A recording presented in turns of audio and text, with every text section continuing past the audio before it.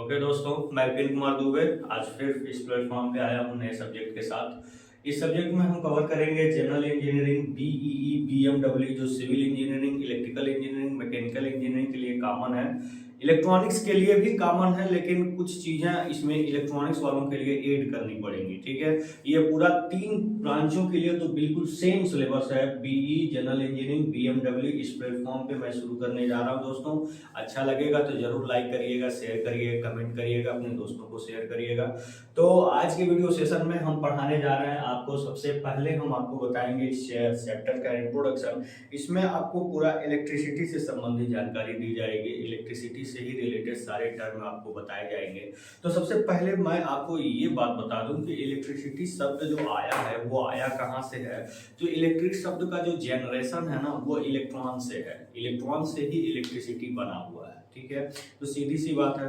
तो अब ये जो हम इलेक्ट्रॉन की बात करते हैं, ये इलेक्ट्रॉन आता कहाँ से है, थोड़ा सा इसके बारे में हम देख लेते हैं। जैसे कोई भी मैटर है, कोई भी मैटर, मैटर का मतलब कोई भी ऐसा पदार्थ है जो जिसमें वेट होता है, जो स्थान प्लेस को ऑक्यूपाई करता है, वो क्या है, मैटर है। जैसे हम ये मार्कर की बात करें, डेस्क बेंच, जो भी चीज में अपनी आंखों से हम देखते हैं, जिसको नहीं देखते हैं, जिसका हम अनुभव करते हैं, वो सब क्या है, मैटर है। ये जो मैटर होता है, यानी कि ये जो पदार्थ होता है, ये पदार्थ किससे बना होता है, ये पदार्थ स्मॉल पार्टिकल से बना होता है, छोटे छोटे कणों से मिलकर बना होता है। इससे स्मॉल पार्टिकल्स यानी कि क्या कर सकते हैं, छोटे छोटे कणों से ये बना होता है। और ये जो छोटे छोटे कण हैं वो कण आपके किससे बने होते हैं, अणुओं से बने होते हैं, जिसको हम मॉलिक्यूल्स कहते हैं, मॉलिक्यूल्स कहते हैं।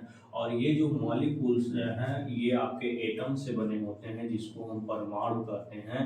और ये जो परमाणु है, ये परमाणु 3 स्मॉल पार्टिकल से बना होता है, जिसको हम इलेक्ट्रॉन, प्रोटॉन और न्यूट्रॉन कहते हैं। तो हमारी जो बात हो रही है ये इलेक्ट्रॉन से हो रही है, इसी से इलेक्ट्रिसिटी शब्द का जनरेशन हुआ है। अब ये इलेक्ट्रॉन होता कहाँ है, आप सभी जानते हैं, शुरू से ही स्टार्टिंग से ही पढ़ते आए हैं कि इलेक्ट्रॉन न्यूक्लियस के चारों ओर चक्कर लगाते हैं। किसी अगर हम एक एटम की बात कर रहे हैं, अगर मान लीजिए कि अगर हम इस मार्कर की बात कर रहे हैं, तो ये मार्कर बहुत ही छोटे छोटे कणों से मिलकर बना हुआ है। उसका एक कण बहुत सारे मॉलिक्यूल से मिलकर बना हुआ है, और उसका एक मॉलिक्यूल बहुत सारे एटम से बने हुए हैं, और इसका एक एटम बहुत सारे इलेक्ट्रॉन, प्रोटॉन, न्यूट्रॉन से बने हुए हैं। ठीक है, तो ये जो इलेक्ट्रॉन होता है ये न्यूक्लियस के अंदर चारों ओर क्या करता है, चक्कर लगाता है। ये आप जानते हैं, इसको हम सेल बोलते हैं। इसको भी जो केंद्रीय भाग होता है उसको हम बोलते हैं न्यूक्लियस। इसमें प्रोटॉन और न्यूट्रॉन होते हैं। तो यहाँ पे ये जो इलेक्ट्रॉन है, इसी इलेक्ट्रॉन से ही हम आगे सारी बातों की स्टडी करेंगे। आप जानते हैं इलेक्ट्रॉन पे नेगेटिव चार्ज होता है, वो -1.6 × 10⁻⁹ कूलम। ठीक है, तो इलेक्ट्रॉन पे ये जो चार्ज है ये बहुत इंपॉर्टेंट है, ये आपके इलेक्ट्रिक चार्ज के डिफिनीशन में आएगा। ठीक है, और इसको जानना बहुत जरूरी है।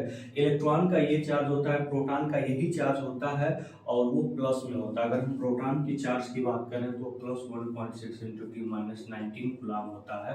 अगर न्यूट्रॉन की बात करें तो इस पर नो चार्ज, कोई चार्ज नहीं होता।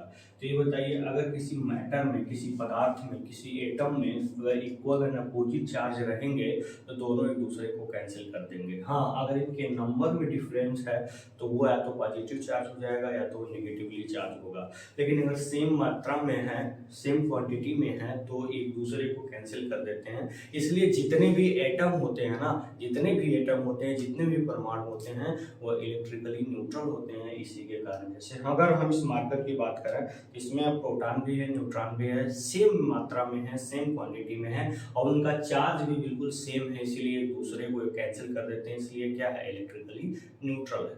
तो अगर हम बात करें इलेक्ट्रिक चार्ज की, तो हम इसके डिफिनीशन में इसका यूज होगा। चीज़ों को हम यहाँ लिखेंगे, बिना लिखे एक्सप्लेन करना ठीक नहीं होगा।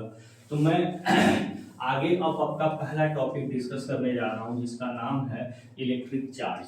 ठीक है, अब ये इलेक्ट्रिक चार्ज क्या होता है, इसको सबसे पहले हम डिफाइन करेंगे, फिर इसको एक्सप्लेन करेंगे। जैसे अगर हम बात करें इलेक्ट्रिक चार्ज को, इसको हम हिंदी में क्या कहते हैं, इलेक्ट्रिक चार्ज, इसको हम हिंदी में क्या कहते हैं, वैद्युत आवेश। क्या कहते हैं, वैद्युत आवेश कहते हैं। ठीक है, ये इलेक्ट्रिक चार्ज होता क्या है, सबसे पहले इसके बारे में हम बात करें, किसी भी पदार्थ के अंदर, किसी भी मैटर के अंदर जो इलेक्ट्रिसिटी की मात्रा होती है, क्वांटिटी ऑफ इलेक्ट्रिसिटी होती है, उसी को हम क्या कहते हैं, वैद्युत आवेश कहते हैं। जैसे मान लीजिए कि अगर किसी पदार्थ में केवल एक इलेक्ट्रॉन है, उसमें विद्युत की मात्रा एक इलेक्ट्रॉन के आवेश के बराबर है। अगर किसी पदार्थ में 2 इलेक्ट्रॉन है तो उसमें विद्युत की मात्रा 2 इलेक्ट्रॉन के आवेश के बराबर है। यानी कि अगर किसी पदार्थ में n इलेक्ट्रॉन है तो उसमें टोटल क्वांटिटी ऑफ इलेक्ट्रिसिटी की अगर हम बात करें, क्वांटिटी ऑफ इलेक्ट्रिसिटी की अगर हम बात करें, इलेक्ट्रिसिटी, इसको हम क्या कहते हैं, वैद्युत की मात्रा। तो अगर हम वैद्युत की मात्रा की बात करें तो क्या होगा, अगर किसी पदार्थ में अगर n इलेक्ट्रॉन है तो उसमें टोटल विद्युत की मात्रा क्या होगा, n इंटू ई होगा, प्लस माइनस। ठीक है, इसको Q से क्या करेंगे, रिप्रेजेंट करते हैं। तो किसी भी पदार्थ के अंदर एक इलेक्ट्रॉन है तो एक इलेक्ट्रॉन के आवेश के बराबर, 2 इलेक्ट्रॉन है तो 2 इलेक्ट्रॉन के आवेश के बराबर। इससे अगर n इलेक्ट्रॉन है तो उसमें टोटल विद्युत की मात्रा n इलेक्ट्रॉन के आवेश के बराबर होगी। अगर हम यहाँ बात करें वेयर, अगर यहाँ पे बात करें तो इज इक्वल टू क्या है, -1.6 × 10⁻⁹ कूलम इसका मान होता है। ठीक है, तो अगर हम इसको डिफिनीशन इसका हम देखें तो आप देखेंगे ऐसे इसको एक्सप्लेन करते हुए, किसी पदार्थ में वैद्युत की मात्रा, आप इसको हिंदी में लिख सकते हैं क्वांटिटी ऑफ इलेक्ट्रिसिटी, वैद्युत की मात्रा को ही हम क्या कहते हैं, को ही वैद्युत चार्ज कहते हैं। क्या कहते हैं, वैद्युत चार्ज कहते हैं, इलेक्ट्रिक आवेश कहते हैं। ठीक है, इसका मात्रक क्या होता है, इसका मात्रक कूलाम होता है। क्या होता है, इसका मात्रक कूलाम होता है। और इसको क्यू प्रतीकात्मक अक्षर से क्या करते हैं, क्यू प्रतीकात्मक अक्षर से प्रदर्शित करते हैं। ठीक है, सारी बातें आपके सामने हैं। ठीक है, हर चीज को मैंने अच्छे तरीके से एक्सप्लेन किया है। ये फार्मूला आया कहाँ से मैंने बताया। मान लीजिए किसी पदार्थ में अगर एक ही इलेक्ट्रॉन है, उसमें जो Q है, Q की जो मात्रा है वो इलेक्ट्रॉन के आवेश के चार्ज के बराबर होगी। अगर 2 इलेक्ट्रॉन है तो 2 इलेक्ट्रॉन के आवेश के चार्ज के बराबर होगी। अगर 3 इलेक्ट्रॉन है तो 3 इलेक्ट्रॉन के आवेश के चार्ज के बराबर। अगर इसमें n इलेक्ट्रॉन है तो n इलेक्ट्रॉन के आवेश के चार्ज के बराबर होगी दोस्तों। ठीक है, तो ये है इलेक्ट्रिसिटी। आपसे कोई पूछे कि what is electricity, what is electric charge, तो आप सीधे आप बताएंगे कि वह किसी पदार्थ में जो इलेक्ट्रिसिटी की क्वांटिटी होती है, वैद्युत की जो मात्रा होती है, उसी को ही हम क्या कहते हैं, वैद्युत आवेश कहते हैं। जैसे अगर हम बात करें आपको कि अगर मान लीजिए कोई पॉट है, कोई बर्तन है, उसमें दूध रखा हुआ है, तो आप कहेंगे इसमें दूध की मात्रा 5 लीटर है या 2 लीटर है या 5, जो भी है बताएंगे। उसी तरह से अगर हर पदार्थ में आप जाने हैं कि हर पदार्थ है तो स्मॉल पार्टिकल से बना हुआ है। स्मॉल पार्टिकल किससे बने हुए हैं, मॉलिक्यूल से। मॉलिक्यूल किससे बना है, एटम से। एटम कैसे बना है, इलेक्ट्रॉन, प्रोटॉन, न्यूट्रॉन से। यानी कि हर पदार्थ में इलेक्ट्रॉन है। तो इलेक्ट्रॉनों की जो संख्या है पदार्थ के अंदर, वही क्या है, इलेक्ट्रिसिटी है। वही क्या है, क्वांटिटी ऑफ इलेक्ट्रिसिटी है। तो अगर हम बात करें कि अगर एक कूलाम आवेश चार्ज में, एक कूलाम में कितने इलेक्ट्रॉन होते हैं, तो उसको कैसे क्वालिफाई करेंगे, उसको कैसे जस्टिफाई करेंगे दोस्तों, तो उसको हम देखते हैं। ठीक है, तो यहाँ हम इसको रिमूव करते हैं, फिर हम देखते हैं कि एक कूलाम में कितने चार्ज होते हैं, उसको हम कैसे डिटरमाइन करेंगे। ठीक है, एक कूलाम में कितने इलेक्ट्रॉन होते हैं, अगर इस बात को एक्सप्लेन करना हो तो हम कैसे करेंगे, उसको हम देख लेते हैं। ठीक है, तो यहाँ पे अगर हम बात करें, अगर हम बात करते हैं एक कूलाम आवेश में एक इलेक्ट्रॉन में जो चार्ज होता है -1.6 × 19 कूलाम होता है, ये आप जान ही रहे हैं। तो फिर अगर हम यहाँ पे अगर इतना तो आप जान रहे हैं कि एक इलेक्ट्रॉन में इतना चार्ज होता है, तो एक कूलाम में कितने इलेक्ट्रॉन होते हैं, अगर इसको डिटरमाइन करना हो तो 1 क्या आ जाएगा, 1.6 × 10⁻⁹ अब इसको अपने अनुसार इसको क्या कर सकते हैं, आप सॉल्व कर सकते हैं। ये माइनस से ऊपर जाएगा तो यहाँ पे प्लस हो जाएगा, यहाँ 1.6 होगा। फिर यहाँ पे आप चाहें तो ऊपर नीचे 10 का गुणा कर सकते हैं, तो ये 20 हो जाएगा, ये अपना क्या हो जाएगा 1/60 हो जाएगा। जब आप इसको देखेंगे तो 1/60 इंटू 10⁻20 हो गया। तो यहाँ पे जब इसको डिवाइड करेंगे तो 0.0 फिर 0 फिर 0, तो फिर यहाँ पे 6 बार में जाएगा, तो फिर यहाँ पे 4 होगा, फिर यहाँ पे 0, तो फिर यहाँ पे ठीक है, तो यहाँ पे देख रहे हैं कि इतनी बार में ये जा रहा है। तो कितना इसका रिजल्ट आ रहा है 0.0625 इंटू 10⁻20। इसको उधर ले जाएंगे तो 2 माइनस हो जाएगा, ठीक है, यहाँ 10⁻18 इलेक्ट्रॉन। यानी कि अगर हम एक कूलाम की बात करें तो 6.25 इंटू 10⁻18 इलेक्ट्रॉन होते हैं। This is very important points to objective क्यू जी। ऑब्जेक्टिव के लिए बहुत इंपॉर्टेंट है, क्योंकि कभी एग्जाम में आपके ऑब्जेक्टिव क्वेश्चन भी पूछ देता है, तो इसलिए कहीं कहीं जो पॉइंट ऑब्जेक्टिव के लिए होंगे उसको भी एक्सप्लेन करेंगे, ठीक है दोस्तों।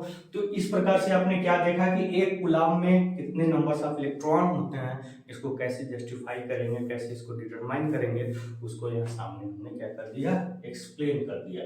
अब इसके बाद हम बात करेंगे क्या, इलेक्ट्रिसिटी, जो हम टाइप्स ऑफ इलेक्ट्रिसिटी है उसके बारे में देखेंगे कि कौन कौन से टाइप्स हैं जिसको आपके सिलेबस में कंसिडर किया गया है, उसके बारे में हम देखते हैं दोस्तों, ठीक है। देखिए, अगर हमारा सेशन आपको अच्छा लग रहा हो तो प्लीज़ शेयर, लाइक, सब्सक्राइब जरूर करिएगा, अपने दोस्तों को बताइएगा कि इस चैनल पे ये बेसिक इलेक्ट्रिकल चल रहा है, ठीक है।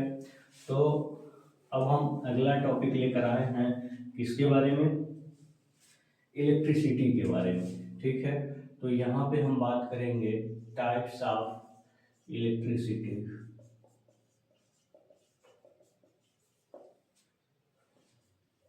ठीक है।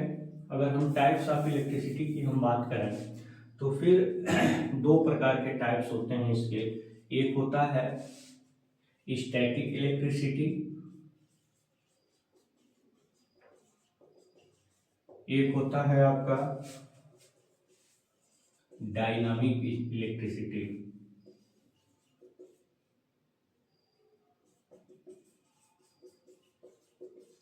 अगर हम बात करें केवल इलेक्ट्रिसिटी की, तो इलेक्ट्रिसिटी क्या है, क्वांटिटी ऑफ चार्ज। आप कह सकते हैं चार्ज पूछे तो क्वांटिटी ऑफ इलेक्ट्रिसिटी, दोनों एक दूसरे से रिलेटेड हैं। इसको हम बोलते हैं क्या, स्थिर विद्युत की। इसको हिंदी में हम क्या बोलते हैं, स्थिर विद्युत की।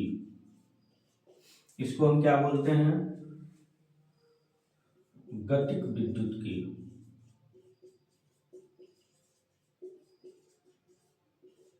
ठीक है।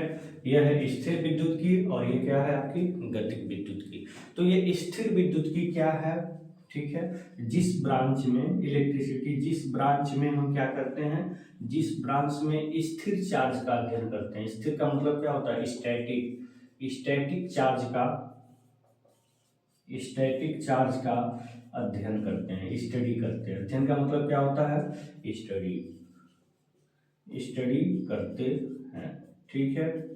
जिस ब्रांच में स्थिर स्टैटिक चार्ज का अध्ययन करते हैं, ये क्या है, जिस ब्रांच में, जिस ब्रांच में गतिक,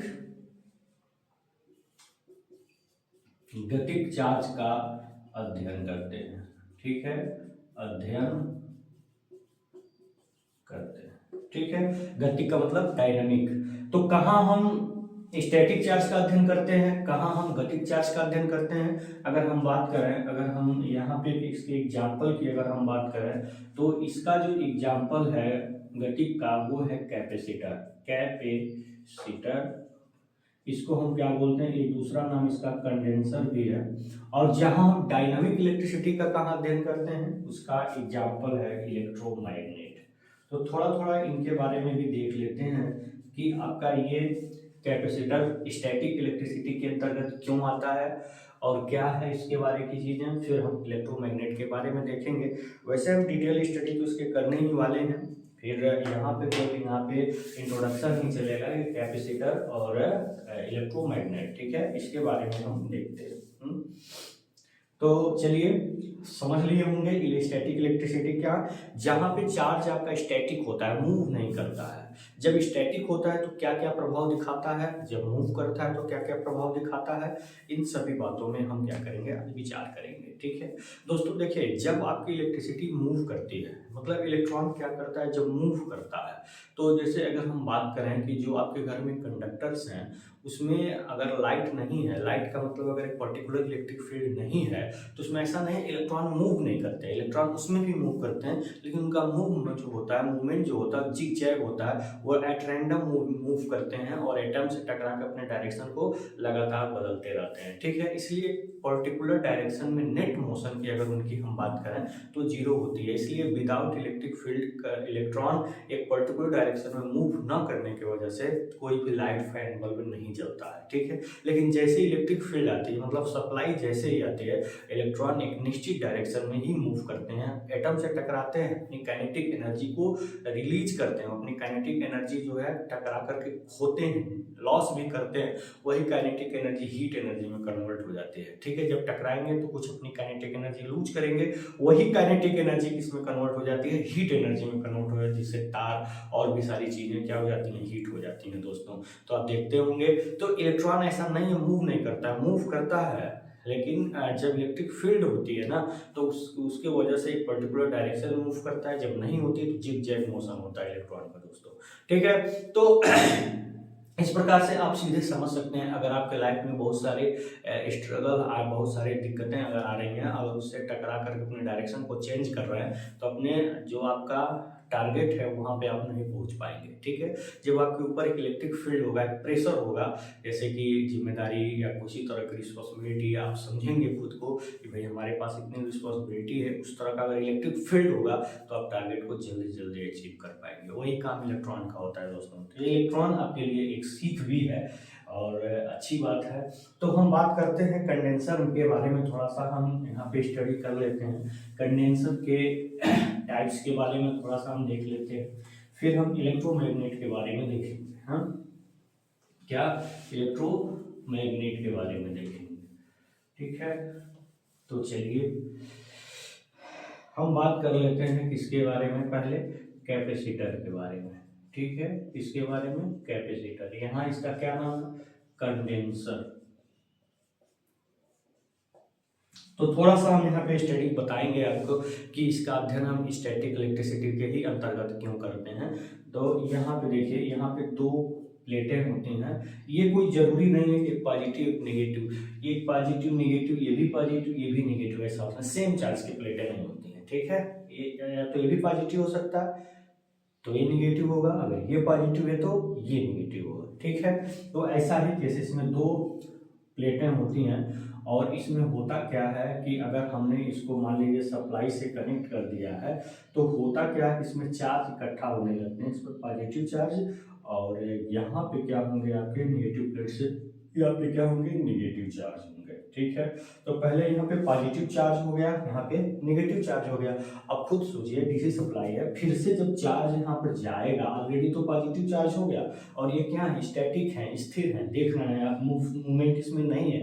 तो जब फिर से जब यहाँ पे पॉजिटिव चार्ज यहाँ पे जाएगा तो जो ऑलरेडी आपका पॉजिटिव चार्ज इसमें है, वो पॉजिटिव चार्ज आने वाले पॉजिटिव चार्ज का क्या करेगा, अपोज करेगा, नहीं चाहेगा कि इस पर फिर पॉजिटिव चार्ज आए, क्योंकि आप जानते हैं कि सेम चार्ज में equal and opposite reaction force आपका काम करता है, इक्वल एंड अपोजिट फोर्स काम करता है। अगर इक्वल चार्ज है उनके बीच अपोजिट फोर्स काम करता है, इसलिए क्या होगा, ये आने वाले चार्ज का क्या करेगा, अपोज करेगा, सेम ऐसे ही आने वाले नेगेटिव चार्ज का अपोज करेगा। यानी कि यहाँ पे चार्ज आने का अपोज होने लगेगा, यानी कि वोल्टेज के बढ़ने या घटने का क्या होने लगेगा, अपोज होने लगेगा। क्या होता है वोल्टेज, हम डिफाइन करेंगे, बस यहाँ समझिए कि जो चार्ज यहाँ पे बढ़ने घटने से वोल्टेज भी बढ़ेगा घटेगा। ठीक है, तो चार्ज जो पहले से इसके अंदर वोल्टेज फिक्स हो गया तो कैपेसिटर के अंदर एक नेचर आ जाता है जिससे अब वोल्टेज की चेंजिंग का क्या करता है, अपोज करता है। इसी प्रॉपर्टी को कैपेसिटेंस बोलते हैं। कैपेसिटेंस इस सेंस में भी कहा जाता है, जो ये चार्ज अपने अंदर स्टोर करता है, इस प्रॉपर्टी को भी हम क्या बोलते हैं, कैपेसिटेंस बोलते हैं। ठीक है, तो ये आप आपका क्या देखें कि यहाँ पे हम जो भी स्टडी कर रहे हैं वो एक स्टैटिक इलेक्ट्रिसिटी के बारे में हम अध्ययन कर रहे हैं। यहाँ पे जो चार्ज है वो क्या है, स्टैटिक है। तो जब चार्ज स्टैटिक होता है तो होता क्या है कि इसमें एक electric force of line move करती हैं। ये बिल्कुल क्या होती हैं, काल्पनिक होती हैं, ये कभी दिखती नहीं है। इनके बीच में इलेक्ट्रिक फोर्स ऑफ लाइन ऐसे मूव करती हैं जो पॉजिटिव चार्ज से नेगेटिव चार्ज की ओर जाती हैं। ठीक है, ये तो हमेशा जो आपका स्टैटिक चार्ज होता है दोस्तों ना, जो आपका स्टैटिक चार्ज होता है, ध्यान दीजिएगा, वो हमेशा क्या करता है, इलेक्ट्रिक फील्ड को जनरेट करता है। क्या करता है, इलेक्ट्रिक फील्ड को जनरेट करता है। इलेक्ट्रिक फील्ड का मतलब क्या है, इलेक्ट्रिक फील्ड का मतलब होता है वैद्युत क्षेत्र। हमेशा वो क्या करेगा, वैद्युत क्षेत्र। ठीक है, इलेक्ट्रिक फील्ड को क्या करता है, जनरेट करता है। ठीक है, सबसे पहले स्टैटिक चार्ज वैद्युत क्षेत्र को क्या करता है, ये जनरेट करता है। ठीक है, हाँ, ये आपका क्या है, इलेक्ट्रिक फील्ड है। स्टैटिक चार्ज क्या करता है, इलेक्ट्रिक फील्ड को सबसे पहले क्या करता है, जनरेट करता है। और इसमें क्या होती है, इलेक्ट्रिक फोर्स ऑफ लाइन। क्या होती है, इलेक्ट्रिक फोर्स ऑफ लाइन। ठीक है, ये जो आपकी वैद्युत बल रेखाएं हैं ये स्टैटिक चार्ज के कारण ही उत्पन्न होती हैं, यानी कि पॉजिटिव चार्ज से नेगेटिव चार्ज की ओर मूव करती है। किधर, इनका जो मूवमेंट होता है, इन दो पॉइंट है आप सब लिख सकते हैं। मूवमेंट जो होता है वो क्या होता है, पॉजिटिव चार्ज से नेगेटिव चार्ज की ओर होता है। ठीक है, इनका जो मूवमेंट होता है इलेक्ट्रिक फोर्स ऑफ लाइन का। और कभी भी इलेक्ट्रिक फोर्स ऑफ लाइन एक दूसरे को काटती नहीं है, कभी ये कैंसिल नहीं करती है, इस बात का ध्यान रखिएगा। कभी एक दूसरे को काटती नहीं, क्यों नहीं काटती, इंटरसेक्ट कहीं नहीं करती। वहाँ पे टेंजेंट होगा, वहाँ पे आपका क्या होगा कि दो स्पर्शियाँ होंगी, दो डायरेक्शन वहाँ से रिप्रेजेंट होंगे, जो कभी संभव नहीं है। ये आपका एक वेक्टर क्वांटिटीज है, तो ऐसा कभी इसमें पॉसिबल नहीं हो सकता दोस्तों। ठीक है, तो ये अब मान लीजिए कि यहाँ पे कि अगर मान लीजिए हम इसमें क्या भरते हैं, इसमें हम भरते हैं, इसमें हम डाइलेक्ट्रिक मटेरियल भरते हैं। डाइलेक्ट्रिक और इंसुलेटर में अंतर क्या होता है, विद्युत रोधी पदार्थ में और परावैद्युत पदार्थ में अगर अंतर की बात करें तो इनमें अंतर क्या होता है, आप जानते हैं। परावैद्युत पदार्थ वे पदार्थ होते हैं जो अपने अंदर इलेक्ट्रिक फोर्स ऑफ लाइन को पास होने देते हैं, जो इलेक्ट्रिकल एनर्जी को क्या कर सकते हैं, स्टोर कर सकते हैं। ठीक है, और जो इंसुलेटर होते हैं उनके अंदर ये प्रॉपर्टी नहीं होती है। ठीक है, तो आप कह सकते हैं कि जितने भी डाइलेक्ट्रिक हैं सब इंसुलेटर हैं, सब इंसुलेटर, लेकिन सारे इंसुलेटर आपके डाइलेक्ट्रिक नहीं हो सकते। ठीक है, तो यहाँ पे जब हम इसमें डाइलेक्ट्रिक मटेरियल भरते हैं तो भरते क्यों हैं, हम जानते हैं कि हर मटेरियल में जितना पॉजिटिव चार्ज है उतना नेगेटिव चार्ज है। तो यहाँ पे होता क्या है कि जब हम इनको भरते हैं तो पॉजिटिव प्लेट की ओर इनके अंदर का नेगेटिव चार्ज अट्रैक्ट हो जाता है, तो इस साइड में इनमें नेगेटिव पोलराइजेशन हो जाता है, एक साइड माइनस एक साइड प्लस, इनके जो चार्ज होते हैं इस तरह से क्या हो जाते हैं, पोलराइज हो जाते हैं।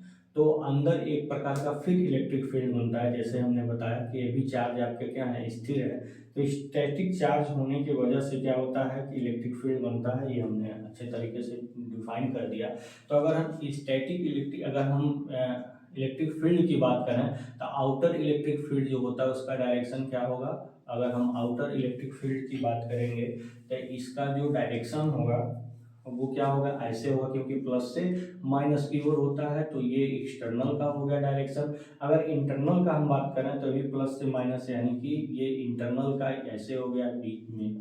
ठीक है, तो इंटरनल इलेक्ट्रिक फील्ड का डायरेक्शन ऐसे हो गया, एक्सटर्नल का ऐसे हो गया, क्योंकि पॉजिटिव से नेगेटिव इलेक्ट्रिक फील्ड का डायरेक्शन होता है, आप जानते हैं। तो चूंकि इसको जब हमने भरा है, डाइलेक्ट्रिक मटेरियल को जो हमने भरा है, बाद में जो फिल किया है, उसके वजह से इंटरनल इलेक्ट्रिक फील्ड जनरेट हुई है, जिसका डायरेक्शन ऊपर वाले डायरेक्शन से क्या हो रहा है, अलग हो रहा है। तो यहाँ पे आप क्या देख रहे हैं कि अगर हम नेट इलेक्ट्रिक फील्ड की बात करें तो यहाँ पे इन दोनों का, चूंकि ये दोनों अपोजिट डायरेक्शन में है, तो नेट इलेक्ट्रिक फील्ड क्या होगा, इन दोनों का सब्ट्रैक्शन होगा, डिफरेंस होगा।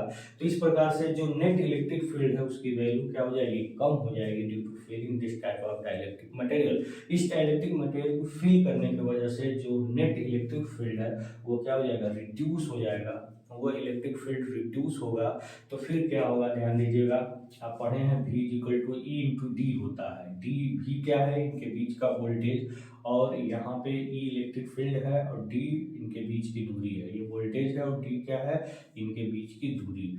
तो ये डी हो गया भी और इलेक्ट्रिक फील्ड जो यहाँ पे आपने देखा है। तो यहाँ से अगर हम भी की बात करें तो इलेक्ट्रिक फील्ड घटने की वजह से यहाँ पे वोल्टेज भी घट जाता है, और जब वोल्टेज घटता है तो सी अपन क्यू अपन भी होता है। सी क्या है, कैपेसिटेंस है। कैपेसिटर के केस में सारी बातों को डिटेल में बताई जाएगी। तो यहाँ पे जब वोल्टेज घटता है ना तो कैपेसिटेंस बढ़ जाता है। तो इसीलिए हम कैपेसिटर के अंदर क्या भरते हैं, डाइलेक्ट्रिक मटेरियल भरते हैं, ताकि उसका कैपेसिटेंस क्या हो जाए, बढ़ जाए due to internal electric field. इसका मेन काज यही है, due to internal electric field की वजह से कैपेसिटेंस इसका क्या हो जाता है, बढ़ जाता है, इसलिए इसमें डाइलेक्ट्रिक मटेरियल भरते हैं। इसका जो एक नाम और है जिसको हम कंडेंसर कहते हैं, कंडेंसर क्यों कहते हैं, क्योंकि इलेक्ट्रिक फोर्स ऑफ लाइन को अपने अंदर क्या करती है, ये कंडेंस करती है।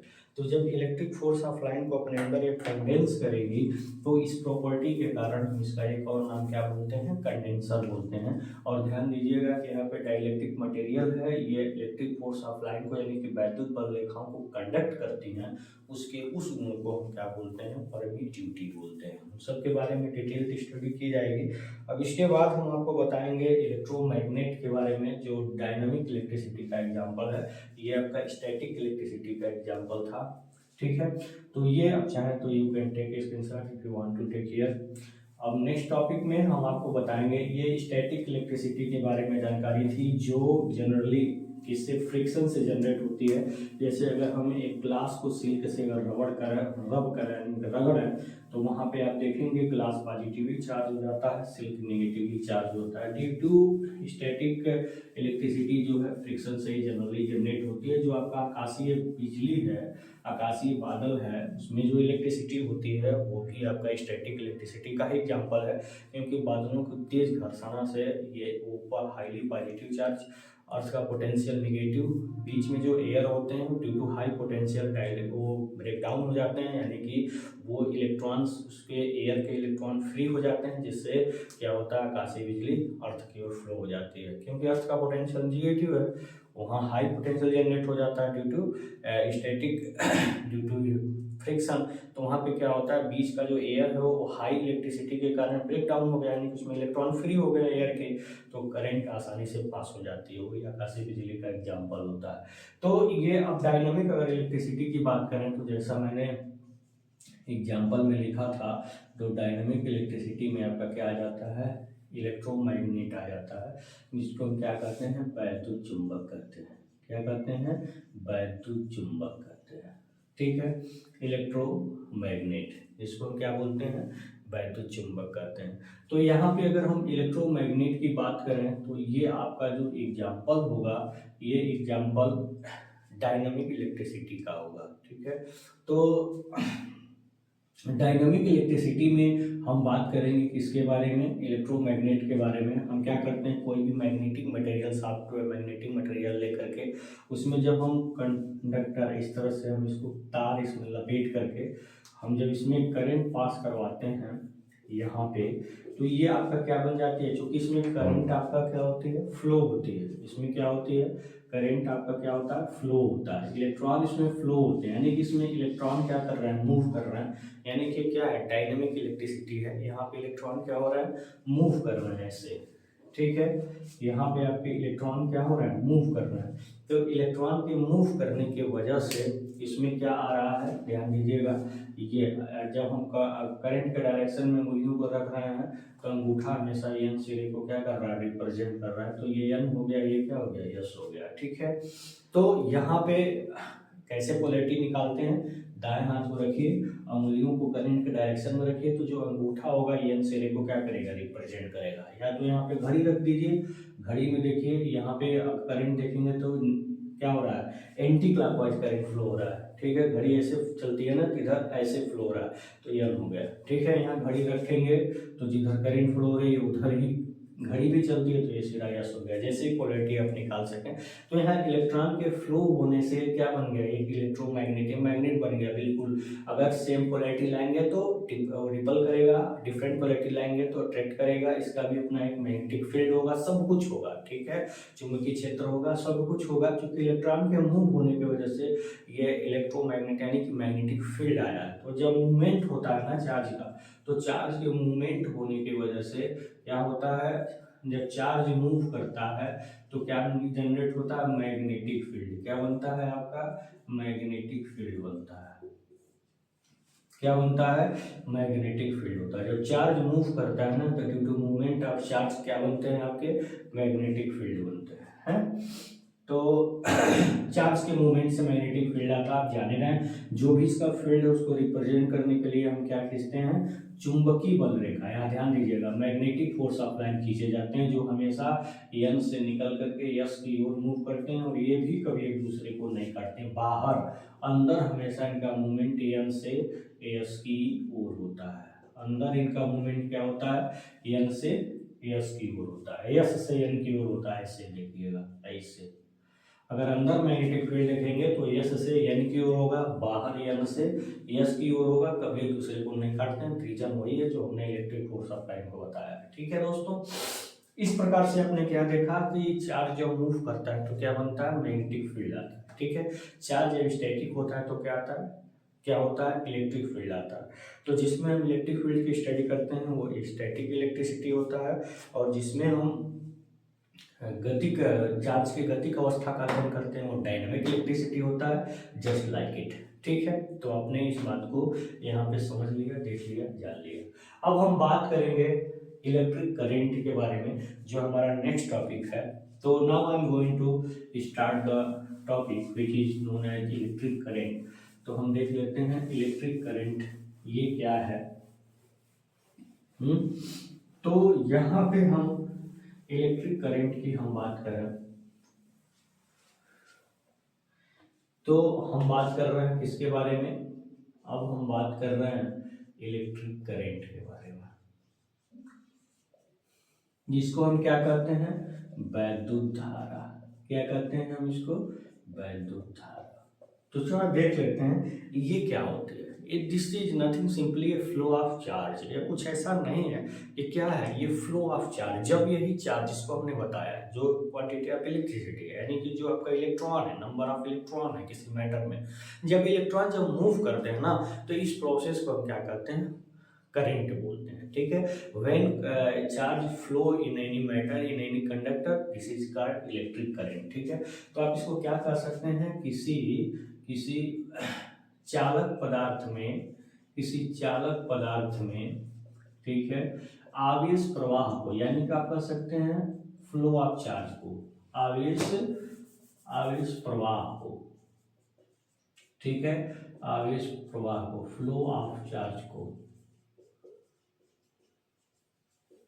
ठीक है, क्या कहते हैं, इलेक्ट्रिक करंट कहते हैं। क्या कहते हैं, इलेक्ट्रिक करंट, इलेक्ट्रिक करंट।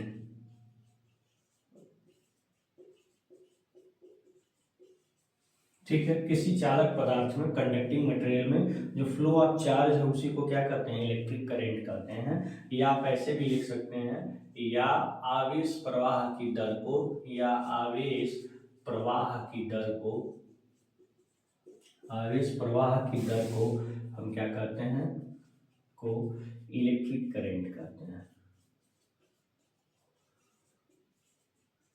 क्या कहते हैं, इलेक्ट्रिक करंट कहते हैं। ठीक है, जो इसका मात्रक होता है ना, इसका मात्रक जो होता है, इसका मात्रक क्या होता है, इसका मात्रक एम्पियर होता है। क्या होता है, एम्पियर होता है।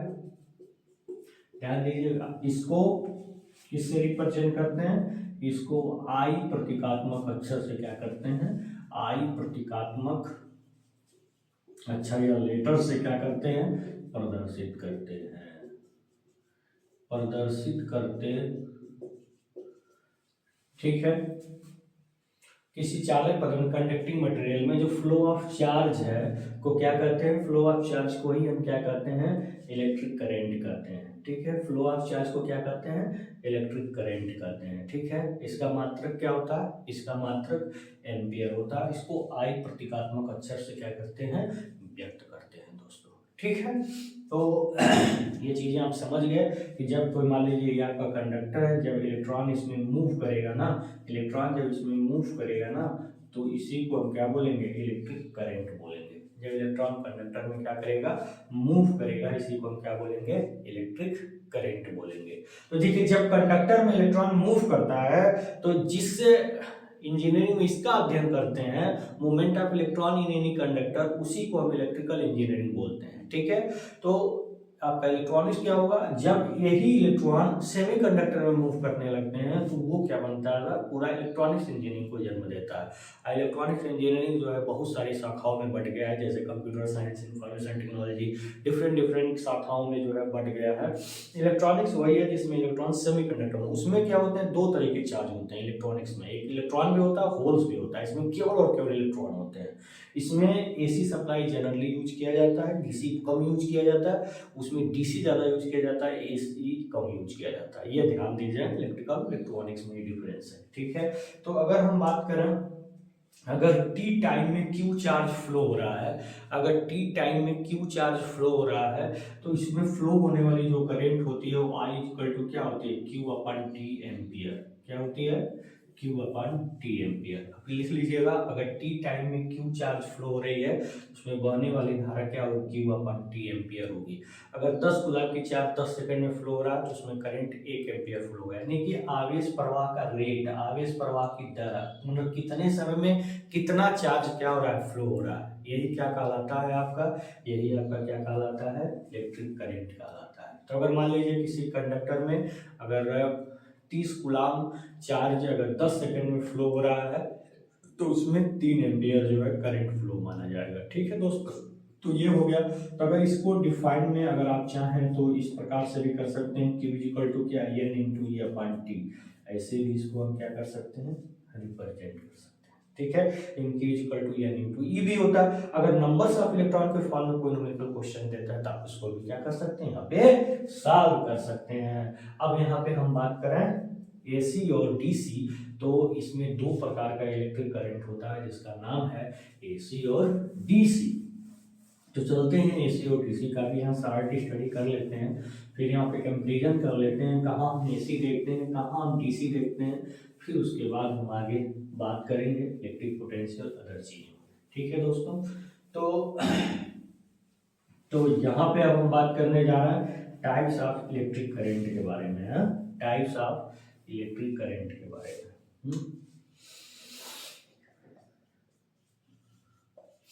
टाइप्स ऑफ इलेक्ट्रिक करंट के बारे में।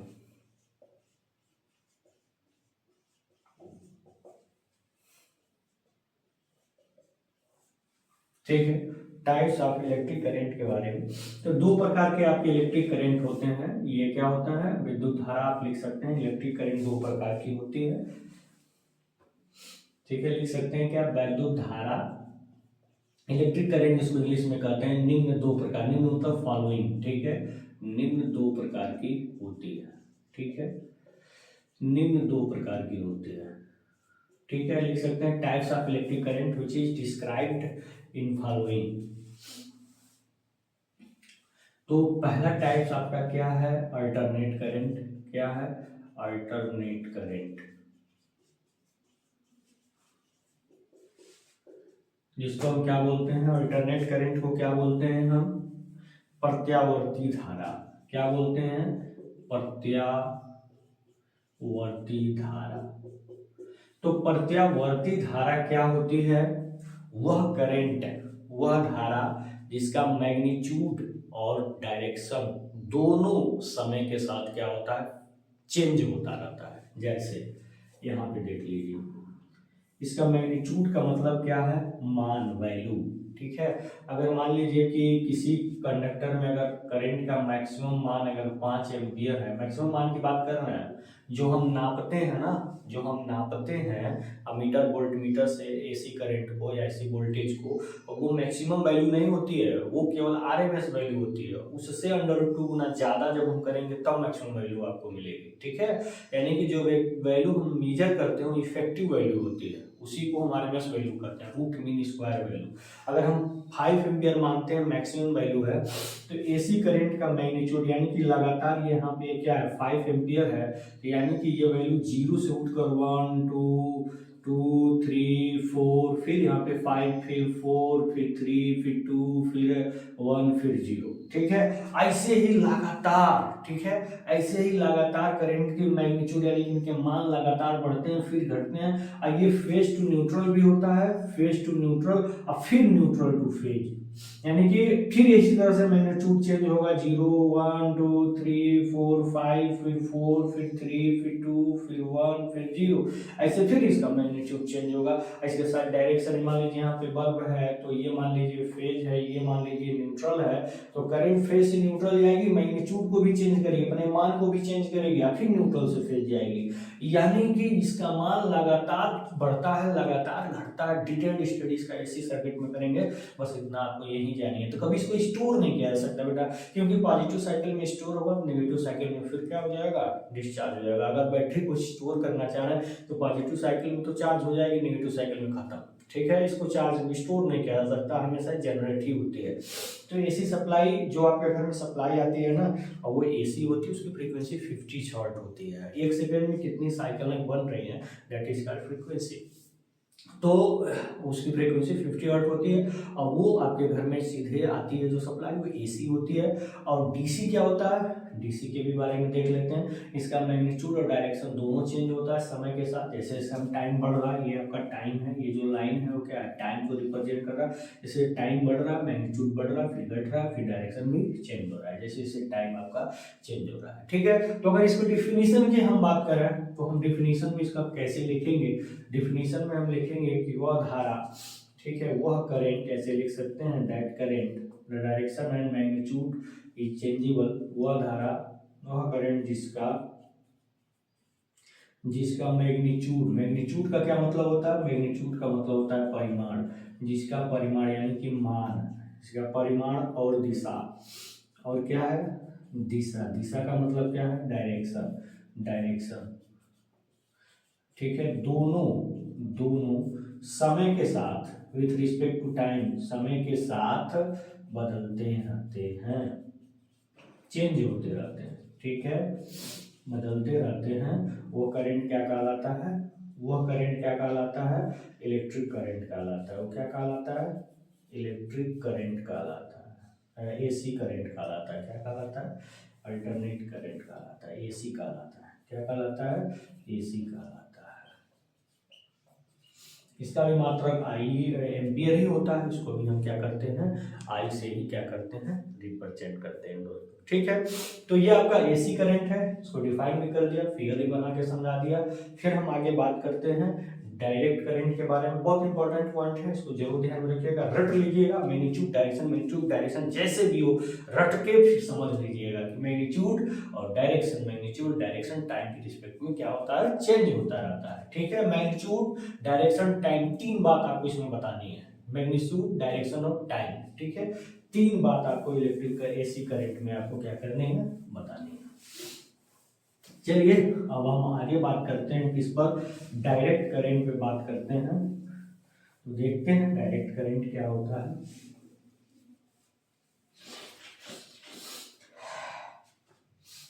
ठीक है, दूसरा अगर हम बात करें तो दूसरा हम बात कर रहे हैं डायरेक्ट करंट, इसको हम क्या बोलते हैं, डीसी बोलते हैं। तो डायरेक्ट करंट क्या होता है, डायरेक्ट करंट जिसका परिमाण और दिशा, मान लीजिए कि 4 एम्पियर की डीसी करंट फ्लो हो रही है तो 4 एम्पियर ही फ्लो होती रहेगी। अगर टाइम की हम बात करें तो टाइम 0 से बढ़ते जाए जो भी हो, अगर जितना एम्पियर की करंट है उतना ही इसमें क्या होती रहेगी, फ्लो होती रहेगी। और हमेशा स्टोरेज डिवाइस से ही डायरेक्ट करंट आपको मिलता है, चाहे एसएमपीएस हो चाहे आपका बैटरी हो। इन्वर्टर कभी भी आपका डीसी सप्लाई नहीं देता है, कभी कंफ्यूजन में नहीं होइएगा। इन्वर्टर हमेशा एसी को कन्वर्ट करके डीसी में बैटरी को चार्ज करता है, फिर डीसी को लेकर के एसी में कन्वर्ट होकर आपके घर को देता है, कभी भी डीसी नहीं देता है ये। और इसका मैग्नीट्यूड और डायरेक्शन दोनों क्या होते हैं, फिक्स होते हैं, यानी कि 4 एम्पियर की करंट है, अगर बैटरी है तो मान लीजिए इसके प्लस माइनस टर्मिनल है और यहाँ पे आपने बल्ब लगा दिया है, ठीक है, यहाँ पे बल्ब लगा दिया है तो प्लस से माइनस की ओर करंट अगर मान लीजिए 4 एम्पियर मैग्नीट्यूड में है तो 4 एम्पियर ही फ्लो होती रहेगी, ये बार बार चेंज नहीं होगी, ये प्लस से माइनस की ही ओर फ्लो होगी, कभी भी माइनस से प्लस की ओर फ्लो नहीं होगी। हाई पोटेंशियल से लो पोटेंशियल की ओर ही हमेशा करंट क्या होती है, फ्लो होती है। और क्यों अब चार्ज के फ्लो में करंट अपोजिट होता है, इसको नेक्स्ट वीडियो में देखेंगे। यहाँ बस इतना समझिए कि पॉजिटिव चार्ज से नेगेटिव चार्ज की ओर करंट क्या होती है, फ्लो होती है फिक्स डायरेक्शन में, और इनका डायरेक्शन और मैग्नीट्यूड, इनका मान और दिशा दोनों क्या होते हैं, फिक्स होते हैं। हाँ, अगर बैटरी डिस्चार्ज हो गई तो 4 से 3 एम्पियर हो जाएगा, और डिस्चार्ज हुई 3 से 2 एम्पियर हो, जितना भी होगा वो टाइम के रिस्पेक्ट में उतना ही फ्लो होता रहेगा। ठीक है, ऐसा नहीं है एसी के जैसे बार बार वैल्यू चेंज हो, डायरेक्शन चेंज हो, ऐसा कुछ नहीं है। प्लस से माइनस की ओर फ्लो होती है, स्टोरेज डिवाइस से ही प्राप्त होती है, और इसका परिमाण और दिशा, ठीक है, आप इसको ऐसे लिख सकते हैं, वह धारा जिसका परिमाण, परिमाण को हमने अंग्रेजी में बताया क्या, मैग्नीट्यूड, जिसका परिमाण और दिशा,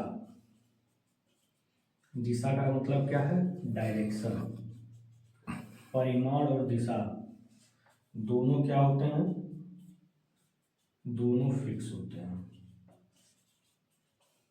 ठीक है, बदलते नहीं होते, दोनों समय के साथ फिक्स होते हैं, यहाँ ध्यान दीजिएगा, समय के साथ। ठीक है, सब बढ़ा लीजिएगा। इसका परिमाण और दिशा दोनों समय के साथ क्या होते हैं, फिक्स होते हैं। उसी को हम क्या बोलते हैं, डायरेक्ट करंट हमेशा स्टोरेज डिवाइस से ही मिलती है, क्योंकि फिक्स डायरेक्शन है, फिक्स मैग्नीट्यूड है। तो आज के वीडियो सेशन में बस इतनी ही बातें हो पाई, इंट्रोडक्शन, इलेक्ट्रिक चार्ज, इलेक्ट्रिसिटी और इलेक्ट्रिक करंट के दोनों टाइप्स। ठीक है, नेक्स्ट वीडियो में मैं आपको बताऊंगा बहुत ही रोमांचक तथ्य जो आज तक ही एक संदेह बना हुआ है कि हमेशा करंट चार्ज के अपोजिट में ही क्यों फ्लो होती है, उसके बारे में कल हम डिस्कस करेंगे। और फिर हम आपको बताएंगे इलेक्ट्रिक पोटेंशियल क्या होता है, इलेक्ट्रिक वोल्टेज क्या होता है, ईएमएफ क्या होता है, इनमें डिफरेंस क्या है, इनका मात्रक सेम है क्यों है, सारी बातें नेक्स्ट वीडियो में देखी जाएंगी। आज के लिए इतना ही।